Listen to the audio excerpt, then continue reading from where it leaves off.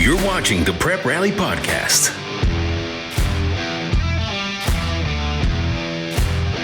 Welcome to Prep Rally. I'm your host, Sydney Ruth Mulvenon, and I'm here with Graham Thomas of Northwest Arkansas and Leland Barclay of the River Valley. Well, you guys, I'm so excited to say, but we just had some awesome tournaments. I tell you what, it was fun, and I didn't even get to go to the tournament that I thought I was going to be going to. So yeah, you know what? I was really jealous of you guys at the 6A tournament, not only from the games that you saw, but the food you got to eat and all those things that Leland was telling me about the next morning. I can't. Yeah, you should be. It was fun. Yeah, I didn't want to send pictures just because, I was trying to still be humble. I didn't want to make you feel bad. Well, and I think everybody appreciates what the job that the Springdale School District did. I just heard it was first class all the way. Mm-hmm. One of the things I really appreciated, though, is the principal, Jason Jones. He was there the entire time for all the games, which I thought was really cool, like just supporting those other teams coming in for the tournament. So that was nice. Another highlight that what did you sneeze, Leland? I just coughed. Oh. I said no hacking before the show. Well, spring is in the air. Excuses. Anyway, what's not an excuse but really cool is during the whole tournament, during 6A, Diane and I noticed that Cy Bates of Springdale, he was at almost every game at that 6A tournament. And we thought it was impressive because I asked him in a post-interview after Springdale won against Jonesboro, and I said, we noticed you at almost every game. So, what was that whole process like? And he just said, even for the girls' games, he likes to, see what everyone's doing and see what he can learn from it. And I thought that really shows the real reason why a lot of his coaches say, he's really the backbone of that team, because he does all that research for the team. And, I know he doesn't get some of the numbers as, Conley or Sosa and Seeley, but he really is the backbone of that team. There are people that do that. I mean, a lot of fans will just go and, go find them a comfortable spot in the gym and stay all day. I mean, and I guess they call those people basketball junkies, right, Leland? I think so. That's a good name for it. Well, he truly is a basketball junkie. I just thought it was very impressive, and I think it resonates on the floor, especially with his teammates and him being a leader on the sideline, because, he's watching everybody. And so he is almost like that catcher, catcher in the sense of for basketball. I'd like to give a shout out to the good folks at Valley Springs and North Ark Community College over in Harrison. That's where I spent all week at in the Class 3A state tournament. Those were the two tournaments that we were able to staff at the Northwest Arkansas Democrat-Gazette and River Valley Democrat-Gazette. And I know Leland got to go to North Ark for one day too. They did a great job as well. I mean, these tournaments are no joke. It's hard putting them on. It's a lot of work. It takes a lot of people to pull them off.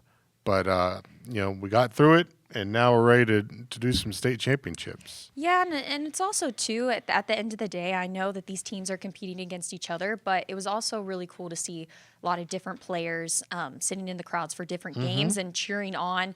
I'm sure they're friends on that other team as well. So I think there was a lot of camaraderie in the state tournament as well, which is nice to see because, you're competitive on the court, but when it's not your turn playing, you do have those friends from the other schools that you come on and cheer. And I noticed that with Cy Bates for Harbor during their game because Cortland Muldrew was his former teammate. And so he was kind of trying to keep it incognito because he was just kind of hidden. But whenever Cortland would score, I noticed Cy would give a little clap with that. So I thought it was cool him giving some support to his former teammate. It's a unique experience. It's a special experience, and I think everybody should get to go through it at least just once. It's Leland's covered countless years of these things. I've covered a bunch. I mean, it's fun to go through it, but you're always glad when it's over with and you can go back home. Well, it was a fun process. I was glad Leland kind of took me under his wing for the first game, that Northside game against Jonesboro. I mean, that Northside team lit it up. I mean, they won by what, Leland, 50 points? No, it was 30 points because they put in backups. Yeah, and it was I think they invoked the mercy rule. Yeah, you could tell because they cleared out their bench, but It was fun. I felt like I kind of learned a lot about the Northside team from Leland, and I felt like by the end of the week I kind of adopted that team because some of the girls knew who I was during the interview. So it was more interactive and more fun because I felt like I had gotten to know them throughout the week. Hey, go on our Instagram page and check out some of the interviews Sydney had with these players from Northside and Springdale. They were fun interviews, and I think you had a good time with them. So It was fun. Like I said, I think getting to know some of these players made it more fun. When we did our show at Springdale the week prior, some of those coaches knew who we were, so it was a lot easier to be like, hey, is this person up for an interview? Or is there anybody you have? Because by that time, there were so many players just in the locker room, just getting ready to straight up leave. And so some of the coaches really took the time to pull some of those players, being like, hey, you got to do this interview. So I really appreciated that from the Northside and Springdale staff. Prep Rally Pod on Instagram. Check us out. Give us a follow. Comment on us. We love all the feedback we can get. Well, I mean, so now we're down to just a few teams left. And we have state championship games starting on Thursday in Hot Springs. And I know Leland is making the trip down with our guy Ron Green to handle the photos, and you talk about another unique experience, Sydney. The Hot Springs experience for the state championship game is another very special experience. Yes, and maybe next year, but I kind of value my sleep this year after that whole tournament run. It was a great experience, but I think I'll hold off on Hot Springs for next year. For those of you who are also needing your sleep, I will tell you that all the games will be broadcast on PBS, and we will have coverage on every single one of these state championship games in the Northwest Arkansas Democrat-Gazette. So it's a blessing. It's a blessing we live in the age of technology. You can watch it from the comfort of your own home. But so, the game number one for the Northwest Arkansas River Valley folks is going to be the Lamar Lady Warriors. And I know Leland's going down for that one. Lamar's in our coverage area in the River Valley. I got to see them play a couple times this last week. And I don't know that I was ever in doubt that they were going to get there. They kind of showed from the very beginning that they were the best team on the floor. Yeah, I'll tell you that first round game against Bergman, like Coach Brandon Schluterman said, that was not a normal number 4 seed that they went up against that game. Because I know that region, first of all, that they came out of, Bergman came out of, was very tough. There were some upsets. Manila won, I guess, 3 close games or 2 close games in that region. So, it was kind of a little bit of a topsy-turvy, but that's sometimes what we get in regionals. Teams get upset in the districts, so then they get a lower seed in the regional. It's the same way in the state tournament. They come out of those tournaments in 4A, 3A, 2A, and 1A, where there are always some upsets that lead to some surprising seeds going into those tournaments. In the 6A and 5A, they play for 2 months to decide those seeds. So that's a little bit different. But in 4A, 3A, 2A, and single A, there's always some very interesting games because of upsets and the seedings. And that was like a Bergman home game. Bergman's just a few miles from Harrison. And, if it was anything like the boys game that Bergman played a few days later, the Bergman people everywhere. But I'll tell you this, on Saturday, Lamar people everywhere. It was so loud in that gym, and the Lamar boys and girls were there. And I tell you, kudos to them. They brought a great student section. They brought great fans. It was a great atmosphere. What about second game? After Lamar plays undefeated Dover on Thursday, then our attention will turn to the Class 5A girls game between Farmington and Greene County Tech. We've talked a lot about Farmington all year. They're going to be probably very big favorites against a really good Greene County Tech team. Leland, I was having to tell Sydney earlier where Greene County Tech is. Well, I'm continuing our geography lesson. But the one thing that I remember from my days of living over in Northeast Arkansas is Greene County Tech can play some basketball over there. And, in Farmington, they got a little bit of a scare against Valonia a couple nights ago. Yeah, Valonia is very good. They came out of their conference so number one seed. Greene County Tech's been good all year, and I guess I was over there in 2011 to cover the state tournament at Greene County Tech. Beautiful facilities. I like the fact that in an afternoon game you get a lot of sunlight in that gym, and it's just a really, really good setting. But yeah, Farmington, I think that was a little bit of a surprise, but and I think in tournament time, the cream always rises to the top. It just took Farmington a little bit longer for it to rise to the top in that semifinal game. I just wanted to defend myself real quick. At your age, you should be knowing all those things. I'm still young. I'm still learning as I go. Okay. Now, when I was at the 3A tournament, and that's a fair point, but when I was at the 3A tournament and I was looking at some of these teams, and I was like, I don't know that I exactly know where Melbourne is, or I don't know exactly where Australia. or Florida or something like that. There's a Sydney, Australia too. So Yeah. how about that?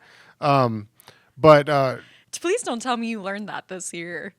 I did actually. Oh my God. Just kidding. In Farmington, they've just been blowing people out. But when you get into the state tournament, you only have to be a team one time.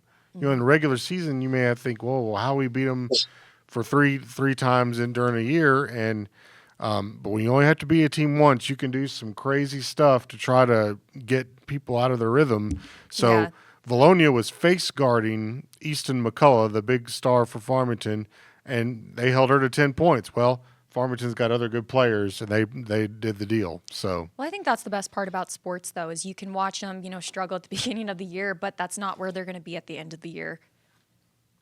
Well, and I think too, another thing when it comes to tournament basketball, especially in high school, is these teams, especially on the lower classifications, the smaller classifications, they come up and play 14 games, but then they go to a district tournament in a gym. Then they go to a regional tournament in another gym. Then they go to the state tournament in another gym, and then the championship games are in Hot Springs. So the venue and the backdrops and the settings and everything's the same. Now, I know Gene Hackman took a tape measure out and measured the court one time for his team in the movie Hoosiers.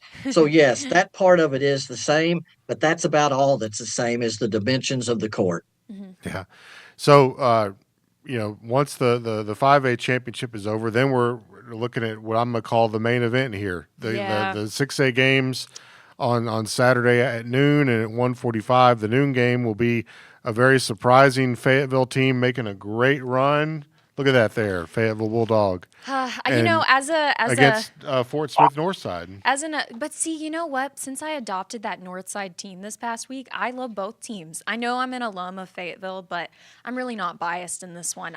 Because I really have enjoyed watching the Northside girls. It's tough being a sports writer, Sydney, because you get to know a lot of these folks and kids as you're covering them, and when they have to play each other, you like people on both sides. Somebody's got to lose, though. I think, despite the boys' game later on, but I really do think that this Northside Fayetteville game is going to be the more competitive game. I watched both of them in their finals at the tournament, and it was a close game for both. I mean, it was down to the wire for Fayetteville at the end, winning, I think, by just a few shots. But luckily for Fayetteville, they had a lot of foul shots.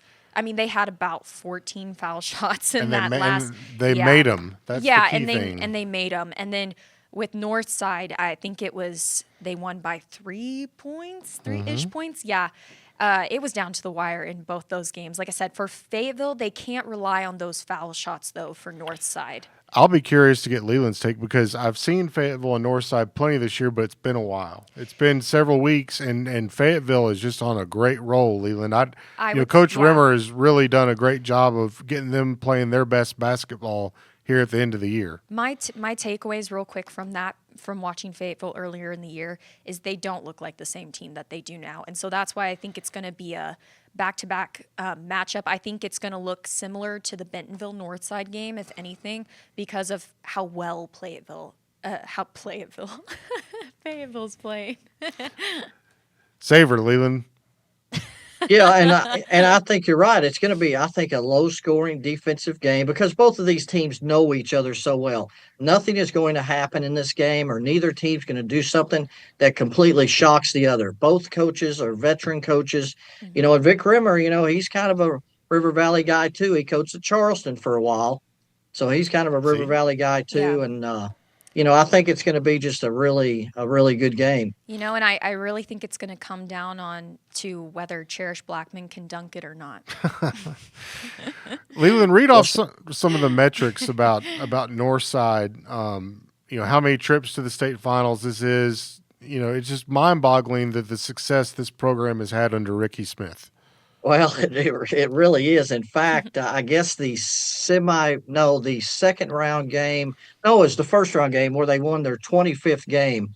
That means that over the course of Ricky Smith's 31 years at Northside, they have averaged 25 wins per season. Wow. That's This unbelievable. this will be their 15th trip to the state championship game. 14 of those are under Ricky Smith. He's the Wow. winningest coach in the state's largest classification. And I could go on and on and on. How many You have know, they it's won? 8? 8, but Fayetteville has 8 championships too. Mm. So So a that's little bit 8 of apiece a for these. tiebreaker there on who's going to get their ninth. Yeah, 8 apiece for those two. Very tradition-rich programs. Well, Leland will be in there. He'll be at that game in person and get to give you all great coverage for it from Hot Springs. And then that leads us into the 6A boys game. You have the Springdale boys. Man, it's been an interesting last few weeks with those guys, but they have kept the train on the tracks, and they're going to play Bryant for the state championship. I just want to say, like, Springdale is just one of those teams. In the third quarter against Jonesboro for them, it was about 27-25. It was close for a little bit in the third quarter, but Springdale never was fazed by that. I think they're one of those teams that they truly are that team this year. I just don't. I mean, Bryant had some really good plays against Harbor. They did, but against a team like Springdale, even when they're up by maybe 5 points, they're never fazed by it. And that's something that Bryant is going to have to watch because it might be close, but Springdale can easily pull away. They are very talented. Leland, what is your take on the 6A boys game? As much as we know about Isaiah Seeley, Portland, Muldrew and those players from this area, Kellen Robinson is every bit as much as those guys are in Central Arkansas. And I think he makes the difference for a veteran and a very good Brian Hornet team. Oh, it sounds like we're kind of leading into a who you got here. No, we're not going to do who you got on this one. We haven't done that all year for basketball. So I say we should right now. I mean, I'm going to. No, I'd have to pick both teams on that girls' game. So. Oh, I thought we were just doing it for the boys' game. For the girls' game, I Oh. can't pick. It's going to be. I think if there's going to be a game to watch this weekend, it's going to be the Fayetteville Northside game. Let's say it for just game to watch. I think that's the who you got Oh, game to watch. that's the one that's the most appealing to me is going to be the Fayetteville Northside Yeah. girls game. That what was it? Walter Woody called it a rock fight with Northside and Bentonville because they play so, it's going to be so physical. And that could be the case with Fayetteville and Northside, too. I mean, it's going to be a battle. It's going to be who can be up to the foul line because I noticed for Bentonville, that's one of the things that hurt them against Northside is a lot of their players were getting up to that fourth foul where they had to, towards the fourth quarter. And I saw it during Harbor and Bryant, which this might be an advantage for Bryant against Springdale. But they were really good at making a lot of the Harbor players almost foul out. They did it with Cortland Muldrew, and then same with Northside against Bentonville. They had a few girls just on that fourth one. So, I think that's going to be the biggest contenders. Who can get the most fouls? Sometimes that, is very much in the way the game is called can often be a big determination. It's just going to be who can really hone in their emotions. I mean, there's a lot of emotions in this final, but it's going to be who can really play at that kind of under the radar. Just keep their head down, stay focused, because it gets intense. I mean, in that Northside Bentonville game, it was intense. And props to Northside as well, because Bentonville had a home crowd. They had a lot of people. Like, there were specks of red in the crowd, but I mean, when Bentonville would score, it was just a roar in the stadium. So impressive to those Northside girls for just like honing in on that and still being able to come away with the victory. And that's another cool thing about the state championship. Like, these hometown, these teams that travel and travel well. I mean, they bring a lot of people to these games, and you get some really good active crowds there at the Banco ZK Arena. Well, I think that's going to be it for Prep Rally today. Make sure that you catch us next week for what happened in these finals. And yeah, make sure to check out our social media pages too, so you can see who is, well, I don't know. Are you going to be there to film some of it for us? No, I will not be making the trip to Hot Springs. We'll have our guy, Al Gaspeny, who's our brand new sports writer and got to cover a lot of the 6A state tournament. He'll be going down for us, and we'll have Leland and Ron down there. And, then we've got our guys with the Arkansas Democrat-Gazette, Eric Taylor and Sam Lane, and those guys down there too are really good guys that do a good job for us. Well, and Brennan's going to be going, so we will have Brennan. video. We will have video from the Lamar girls and Yay. Northside Fayetteville game. Well, you heard it here, so make sure to watch those games this weekend, and we'll see you next week.